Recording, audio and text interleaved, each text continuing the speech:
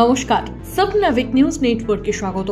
না, এবার আর কোনো সাধারণ নাগরিক কিংবা ব্যবসায়ী নয়, তোলা চেয়ে টাকা না পেয়ে খোদ তৃণমূল নেতার বাড়িতে হামলা চালানোর অভিযোগ উঠল দুষ্কৃতীদের বিরুদ্ধে। ঘটনাকে কেন্দ্র করে তীব্র চাঞ্চল্য ছড়ালো নদিয়া জেলার অন্তর্গত কৃষ্ণনগর 14 নম্বর ওয়ার্ডের মালুয়াপাড়া এলাকায়। ক্যামেরায় ধরা পড়েছে সেই ছবি।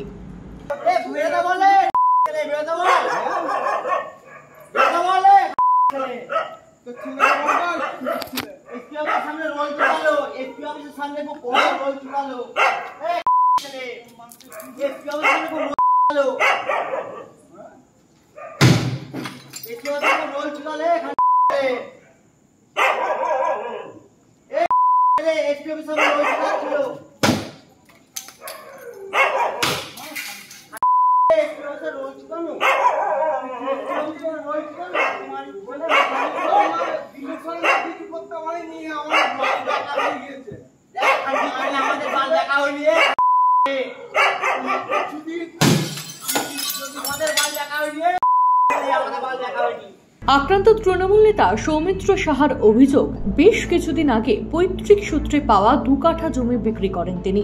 সেই খবর পৌঁছে যায় এলাকার তোলাবাজদের কাছে। এরপরেই তারা সৌমিত্র বাবুর কাছে 1 লক্ষ টাকা তোলা চাইলে তা দিতে না চাওয়ায় রাতের অন্ধকারে বাড়ির বাইরে এসে তাণ্ডব চালায় দুষ্কৃতীরা। সেই সম্পত্তি বেচার জন্য ওরা আমাদের কাছে 1 লক্ষ টাকা আমার কাছে তোলা চাইছে।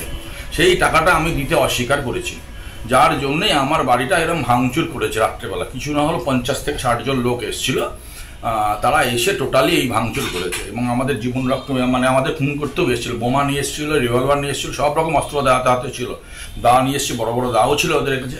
50 থেকে মিনিমাম 60 জন লোক এসছে ওরা। তাই এবার আমাদের নিরাপত্তা তো নেই, আমাদের কি করে আমরা থাকবো এখানে, নিরাপত্তা অভাব বোধ করছি। কারা থাকবো বলুন? এটা কারা? এরা এখানকার একদম বন্ড অ্যান্টি সোশ্যাল। এরা অনেক জেল খেটেও এসছে। এখন আবারও এই এলাকায় আবার এই একই জিনিসই অত্যাচার করছে। জেলে যতদিন ছিল ততদিন কিছু হয়নি, আবার জেল থেকে যেই বেরিয়ে এসছে আবার সেই একইভাবে আবার আমাদের উপর অত্যাচার করছে। কতদিন আগে ছাড়া পেয়েছে জেল থেকে? বছর 2 আগে মনে হয় ছাড়া পেয়েছে, বছর 2 আগে ছাড়া পেয়েছে। দিয়ে আমাদের টোটাল এখানে আরেকভাবে তোলা আরম্ভ করেছে এবং রীতিমতন আবার সবার উপর অত্যাচার করছে। এখন কি হয়েছিল, কি ঘটনাটা? মনে হচ্ছে আমি তোলা দিয়েছিল, আমার জমিটা বিক্রি করে এসেছি। আসার পরে আমার কাছে এসেছিল এই ব্যাপার, তোমরা জমিটা বেচেছো, এই ব্যাপার, এই আমাদের 1 লক্ষ টাকা দিতে হবে। আমি তো বললাম না, আমি 1 লক্ষ টাকা দেবো না। কিসের জন্য দেবো? আমাদের পৈতৃক সম্পত্তি, এটা আমরা বেচেছি, কাউকে আমরা তোলা হিসাবে কাউকে কোনো রকম টাকা দেবো না আমরা। এই অস্বীকার করার জন্য আমাদের বাড়ির উপর, আমাদের ফ্যামিলির উপর অত্যাচার হচ্ছে। আমাদের হুমকি দিচ্ছে, আমার ছেলেকে হুমকি দিচ্ছে।